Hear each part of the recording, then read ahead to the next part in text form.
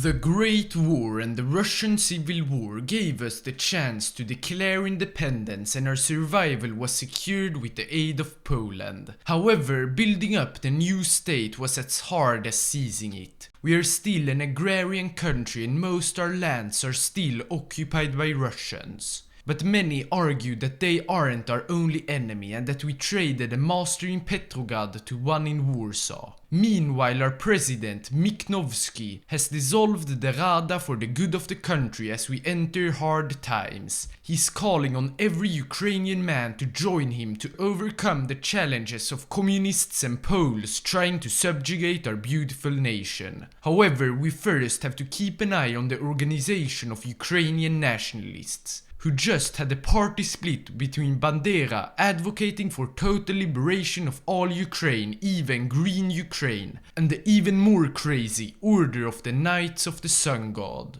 The choice was simple as we allied Bandera. However, he will not be let into the government. Instead, we will give them a small influence over our internal security to help against the communists, Poles and Russians. However, there is one single problem left before we can deal with the communists: the army and their hero of liberation, Petliura. And the simplest way to get the man away from politics is with bribes, offering a huge sum that he couldn't resist, allowing us to start to limit the influence of the army. We can now finally start to crack down on communism.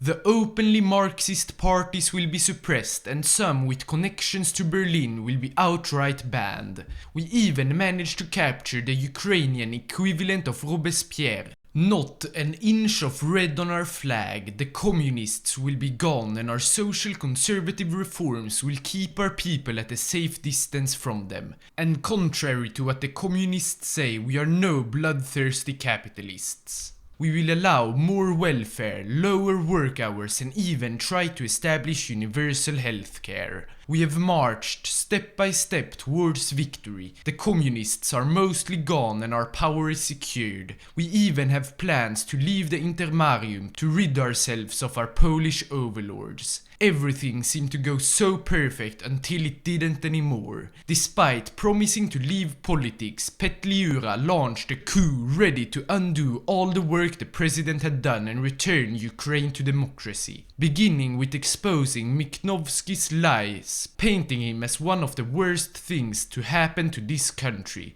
Then the communists hunted down by his government will be assured safety and as democracy return a rightful place in it. Petliura was ready to cooperate with them.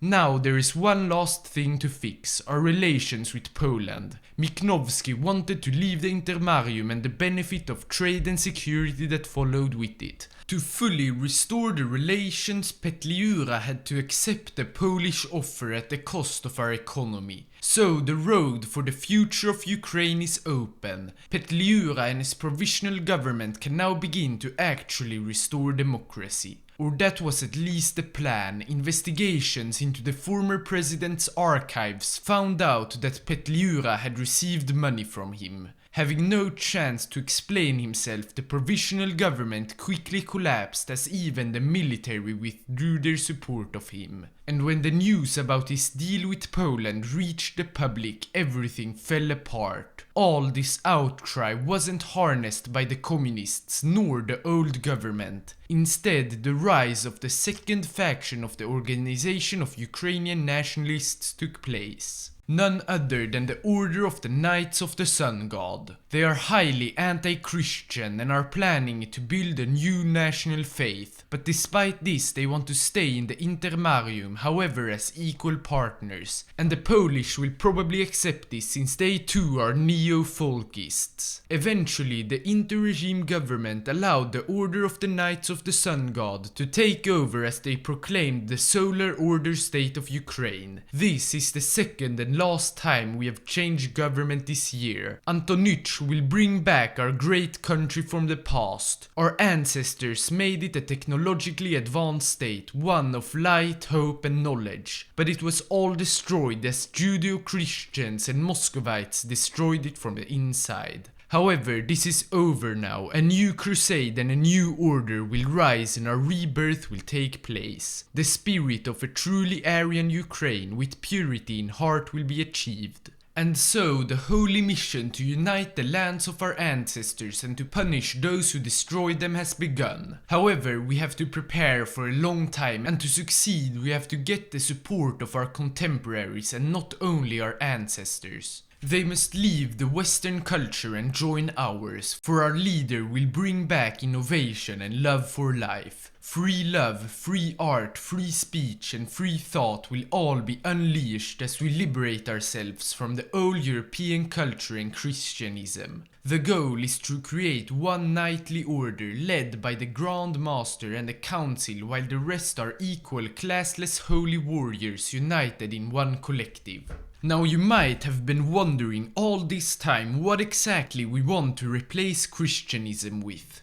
Well, Slavic mythology of course. Dazbog, the solar deity, he who is many but is one, his light will spread throughout our country and the peasantry will be liberated from their Christian oppressors. However, it is mostly them, the peasants, who will look up to Dazbog, not the intelligentsia, the brain of our nation. So we will offer them an alternative view into our faith, that of the knowledge of Orius. Long before Galileo and other scientists, our ancestors knew about our round earth and so much more. We will encourage our own scientists to regain this knowledge and build on it further. So as they joined our side, our popularity is far exceeding any other political movement. Our leader has so far succeeded in reviving our heroic spirit and a new age for Ukraine has begun. However, those who destroyed the states of our ancestors still live in our lands. They have to be pushed out before they destroy us again. We will strike down as many churches to end the era of Christianity, but to succeed we will need the help of the loyal parts of our population. And what better way than to add a new national holiday? A day of the people's anger, one where they can use their deepest emotions for creation or destruction. On this day, Ukrainians will be allowed to take up axes and hammers against the churches as well as the Russians and other invaders. All this to develop our racial pride and drive out all others so we can create our perfect society. If you remember, one united in a collective. However, we still haven't reached this goal. While we have achieved legal equality, a material one is yet to be. So to achieve it, we will collectivize and nationalize our economy so that we can spread out its resources more justly. And it will also allow us to gain access to more of our resources, which we have a magnificent plan for. Construction of a grand temple in Kiev, one to serve as a cultural and religious hub for all of Ukraine and bring us prestige in the eyes of other nations. And so our nation building is over. All we have left to do is to focus beyond our borders and prepare to liberate our ancestors' lands. We have already massively expanded our army with new equipment such as anti-air and engineering companies to help with defense. And through our faith, many loyal warriors have joined its ranks, all to liberate our lands under the light of Dazbog. However, victory cannot be achieved alone. We need the entire weight of the Intermarium on our side. Furthermore, we will begin to transform it into more than just a military alliance. It has to focus on cultural, economical and scientific development as well to strengthen us against our enemies. There are now only 3 contenders left in Russia, and the plan is to strike just as one of them united all. The one uniting it will in that case be severely weakened due to them having to solidify the huge swaths of land. But we still have to develop and expand our army further, we can't rely on their weakness. So we jumped from limited conscription up to extensive, and started training 14 new infantry divisions. We also upgraded our previously weak motorized divisions to the same standards as our infantry, 27 with. They will be the main spearhead of our offensives. So now all we can do is to wait for the right time to strike. And luckily Russian reunification is closing in. The Russian Empire have declared war on Kazan, and Zlatorossiya will probably too. Or apparently not, they have taken the opportunity to strike the Russian Empire instead. Together Zlatorossiya and Kazan pushed the Russian Empire back. Perm and Sevastopol were two of the first major cities they captured as they tore themselves apart, while we simply grew stronger and more prepared each day. Soon, with growing opposition to the war in Moscow and Petrograd, the Russian Empire surrendered to the Kazan Directory, which took over all its lands. However, they didn't have any time to solidify it, as the Zletorossians declared war on them only 14 days after the peace deal. Our plan is working perfectly, as the Zletorussians once again march to the west. They and Kazan are taking heavy casualties, weakening both of their armies, and meanwhile we are expanding ours and even developing our very own fighter aircraft. And soon enough, Zletorossiya had defeated Kazan and declared a Russian Republic. So this is it, the crusade for the City of Sun can begin. The Muscovites will be destroyed and our ancestors will be avenged. They might think that they are strong now that Russia is united, however they are suffering massively, and any extra militia they will try to deploy will ultimately be destroyed by our far stronger army. And that's what happened as we declared war and the Intermarium joined our side. They were already fighting against the Tsardom of Turkestan, where most of their army were, so they were forced to raise local militias and weak Cossack divisions. We started our two first offensives, one towards Sevastopol and the other towards Kharkov. At first, our motorized driving to Kharkov were highly successful since we had already crossed the Dnepr river. However, as more Russian militias arrived, it soon ran out of steam and we shifted our focus to the south. Here we had some trouble crossing the Dnepr, however as we finally did it we managed to capture Melitopol and continue into Crimea. While Russian resistance was fierce, we still eventually managed to capture Sevastopol. Back to Kharkov we had managed to liberate 3 of our ancestors' states and soon also enter the city. While our Byelorussian allies had some problems gaining ground, Lithuania had already captured Kurzeme and were preparing to fight for Riga. Back to our front where we're closing in on Kursk. With the help of the Polish army we managed to capture it fairly quickly and continued north towards Orel. However, as we moved closer to the city, resistance got fiercer and we soon got stopped due to low supply. The more we enter Russia, the worse the railways become and substantial efforts will have to be put in to make them better. So while we reinforce the railway in Kursk, we can turn to the south to liberate the rest of our land and maybe even capture Rostov.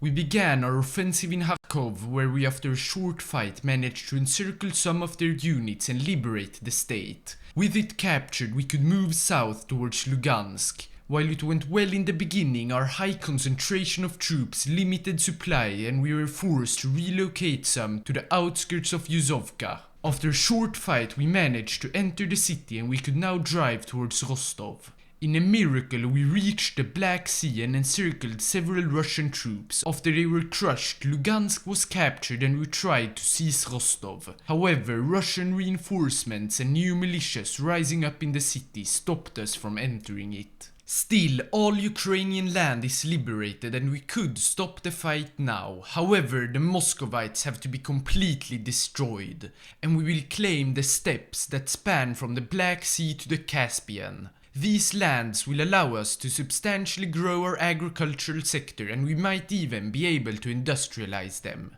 Furthermore, they won't be difficult to integrate. Many Ukrainians will be eager to colonize these lands for their plenty of resources. However, an offensive towards it will be difficult. Kerch is highly fortified and we just failed to capture Rostov.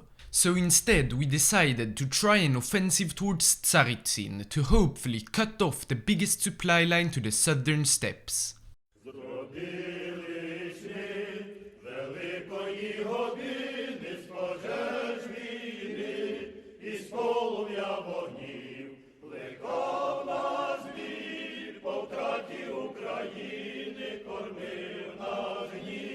І злість на ворогів, і ми йдемо.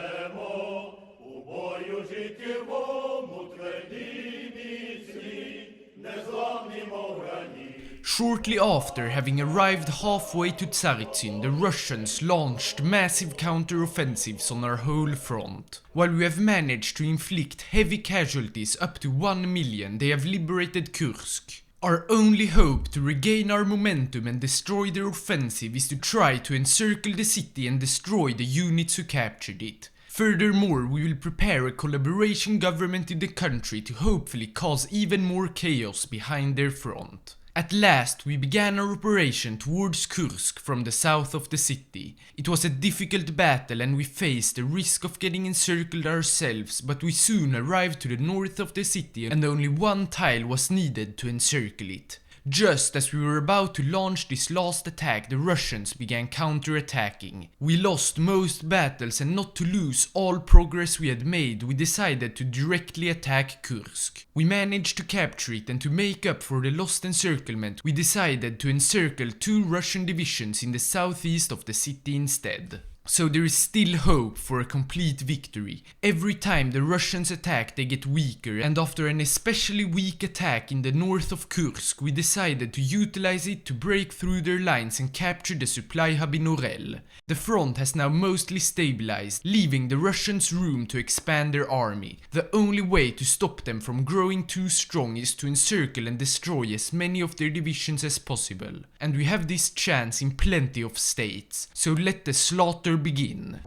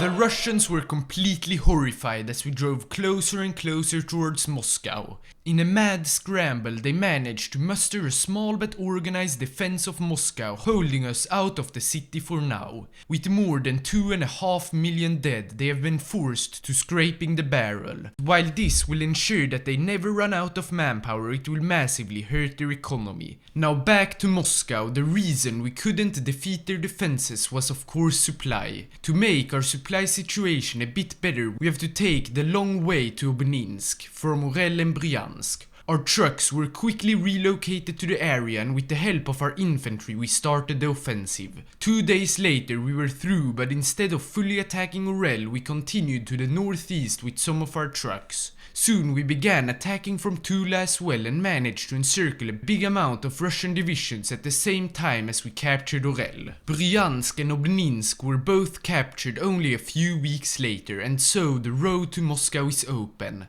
We started by managing to encircle an important part of their defenses, however crossing the river into Moscow was deemed too difficult. So instead we decided to go around it. This was surprisingly successful, and despite taking more than a month, we had soon arrived in the north of Moscow. However, while it seems the city is weak, they have thrown in so many divisions in its defenses we can't do anything anymore. So maybe it's time to attack somewhere else. And that we did. Vitebsk, Smolensk and Tada, huge encirclement. Liberating Lithuania after they almost fell to the Russians.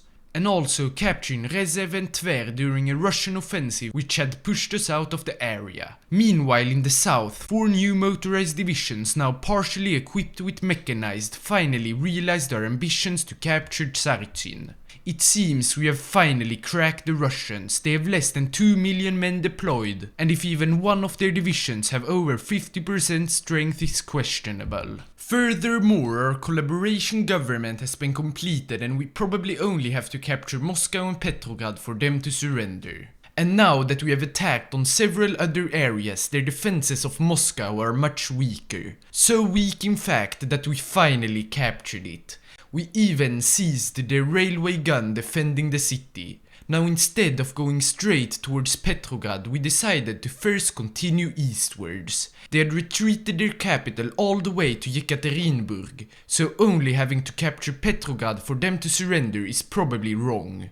Yaroslav and the even more eastern city, Nizhny Novgorod, were both captured, all at the same time as our troops in Tsaritsyn arrived all the way to Astrakhan, cutting off the Russian Caucasus army from the rest. We have also finally begun moving north towards Petrograd, however we got stopped just as we captured Novgorod. So instead we turned to the Baltics, where we finally managed to arrive in Estonia. Back to the Caucasus, we have already captured Baku, and the rest of the oil-rich land was captured quickly thereafter. Following all our victories, it is now turning out to be harder to count them than defeating the Russians. Samara, Orenburg, eventually Petrograd, and even Khiva all the way in Uzbekistan were all captured. From Petrograd we captured Helsinki, which surprisingly was a Russian core. That, together with the complete destruction of their Estonian garrison and a breakthrough past the Ural Mountains heading towards Yekaterinburg, forced the Russians to finally surrender. More than 15 million men have died, mostly Russian, however this includes 1.4 million Ukrainians. It will take a long time to rebuild, but with all our new lands it won't be difficult. While we did give away some lands to the Turks and Iranians, we annexed the rest of the Caucasus as well as the steppes. Lithuania united the Baltics, Belarus annexed the Smolensk area, and the rest of Russia was divided into semi-independent states, part of the Intermarium. Our ancestors are finally avenged, the era of Christ has ended and the new era of Dazbog begins. Now we must rebuild our nation and Ukrainize the lands the Muscovites have poisoned. Thanks so much for watching and see you in the next video.